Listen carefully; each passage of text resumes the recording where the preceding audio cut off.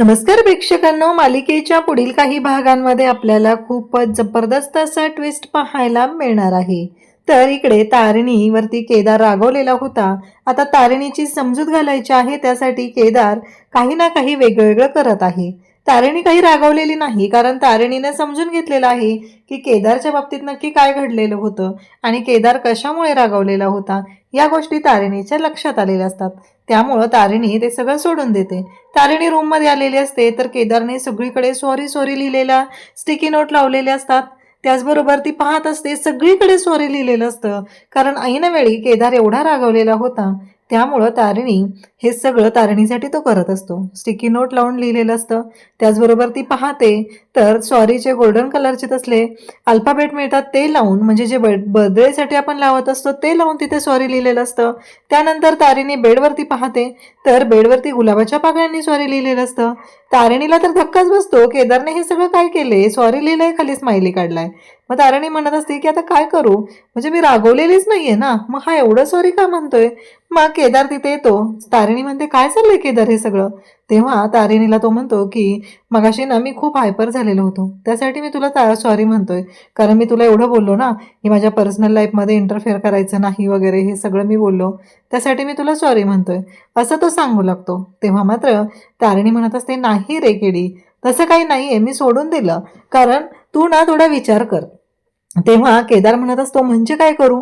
तेव्हा तारिणी म्हणत असते की एकदा विचार कर ना, कारण ते लेटर जे आहे, म्हणजे विचार करण्याची गोष्ट आहे की काय झालं, हे सगळं कोणी केलेलं आहे का, या सगळ्याला जबाबदार कोण आहे. कोणीतरी जाणून बुजून हे सगळं केलेलं असेल, त्यामागचा खरा सूत्रधार आपल्याला शोधायचा आहे. या घरात आपण आलेलो आहोत, ते आपले 2 मिशन पूर्ण करायचे आहेत आता, असं तारिणी सांगत असते. तेव्हा केदार मात्र विचार करत असतो.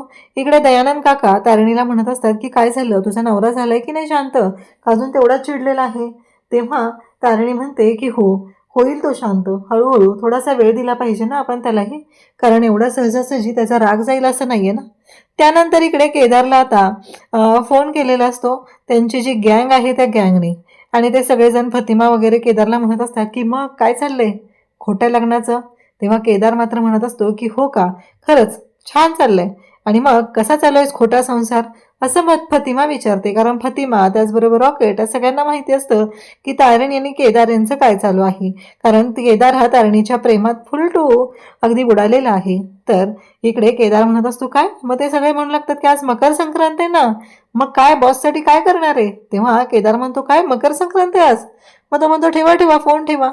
इकडे तारिणी आलेली असते. तेव्हा काकू तिला म्हणतात की अगं तारिणी, तुला माहिती आहे का की तू बाहेर निघालेस का कुठं, पण आज ना आपल्या घरी मकर संक्रांत आहे आणि घरची मोठी सून या नात्याने तुला सगळा स्वयंपाक तुला बनवायचा आहे. आता मात्र तारिणीला प्रश्न पडतो की आता करायचं काय, म्हणजे स्वयंपाक बनवायला काहीच प्रॉब्लेम नसतो तिला, परंतु तिला एका मिशनसाठी बाहेर जावं लागणार असतं. परंतु इकडे मुखवटा लावून फिरणारी निशी आणि त्याचबरोबर युवराज, ह्या दोघांचं मात्र प्लॅनिंग सुरू झालेलं असतं. निशी मात्र तिच्या फालतू डोक्यातून ज्या कल्पना येतात त्यानुसार ती युवराजला सांगत असते की हे बघ युवी, तुला माहीत नसेल तर सांगते मी, आपल्याला ना हे सगळं खूप शांतपणे करावं लागणार आहे, आणि मी ह्या सगळ्या गोष्टी ज्या आहे ना तुला सांगते, कारण आपणच खरे खांडेकर आहोत हे दाखवण्याची संधी आहे. इकडे केदार आलेला असतो. तेव्हा तारिणी म्हणते, अरे केदार तुला माहिती आहे का, अरे मकर संक्रांत आहे. तेव्हा तो म्हणतो हो माहिती आहे, मग भारी आहे ना. तेव्हा ती म्हणते काय, म्हणजे तू कुठे चाललायस, नक्की काय चाललंय. तेव्हा तो म्हणतोय की अगं तू तर ना खऱ्या बायकोसारखे प्रश्न विचारायला लागले. इकडे तारिणीला टेन्शन आलेलं असतं की आता पुन्हा नवीन नाटक करायचं, म्हणजे लग्नाचं नाटक केलंय, सण सणावळ म्हणलं, पूजा अर्चा आल्या, आणि हे सगळं करताना पुन्हा नाटक करावं लागणार आहे, असं इकडे तारिणीला वाटत असतं.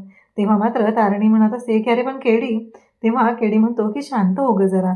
त्यानंतर आपल्याला पाहायला मिळतं की तारिणी आणि केदारला एक व्हिडिओ मिळालेला आहे. एक माणूस त्या व्हिडिओ मध्ये म्हणत असतो की 6 जणी झाल्या, आता ही 7वी, आता हिचे लचके तोडायला मी काही कमी करणार नाही, हिचे लचके पण तोडले जाणार, असं तो बोलत असतो.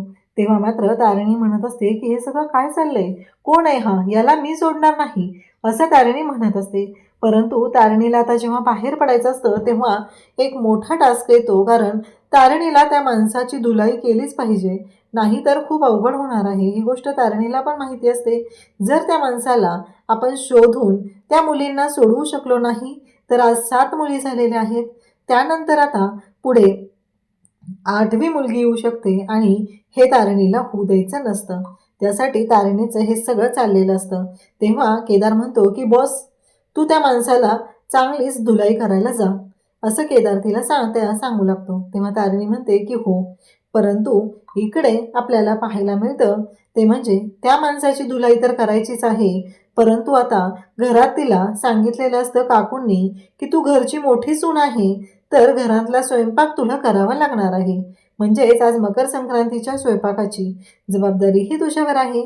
म्हणजेच आता सोयीप्रमाणे त्या निशीने काय करायचं, तर मस्त मजा मारायची आणि इकडे बिचारी तारिणी मात्र हे सगळं करणार आणि कांगावा करायला, त्याचबरोबर वेगवेगळे डाव रचायला मात्र निशी पुढं. कारण इराच्या बाबतीत सुद्धा तेच केलं. तिने स्वतः इराला कोंडून ठेवलं कपाटामध्ये आणि ते सगळं नाव तारिणीवर आलं. त्यामुळं कौशिकी कारण नसताना भयानक चिडलेली असते आणि आता मात्र ह्या सगळ्या गोष्टी घडत असतात. त्याचबरोबर इकडे आपल्याला पाहायला मिळतं ते म्हणजे ज्या पद्धतीने आता इकडे सुरू झालेलं आहे ते म्हणजे तारिणी आणि त्यासोबतच इकडे केदार यांचं मिशन.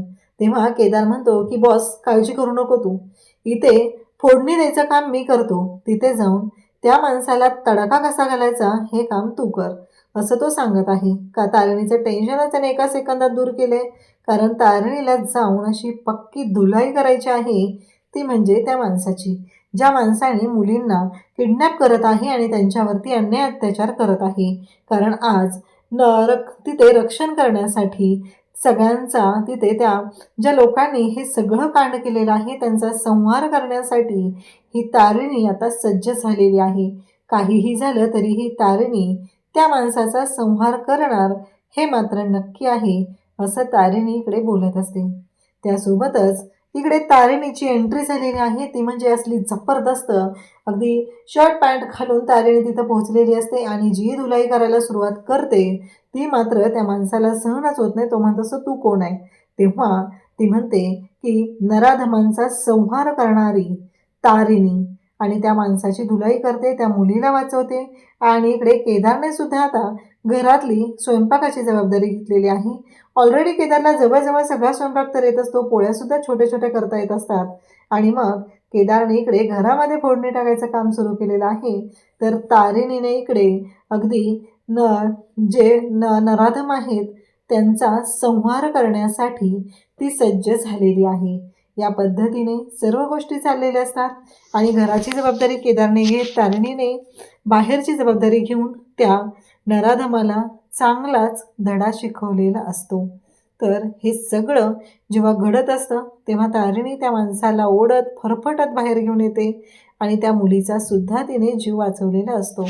अशाच अपडेटसाठी चॅनलशी कनेक्ट राहा. थँक्यू.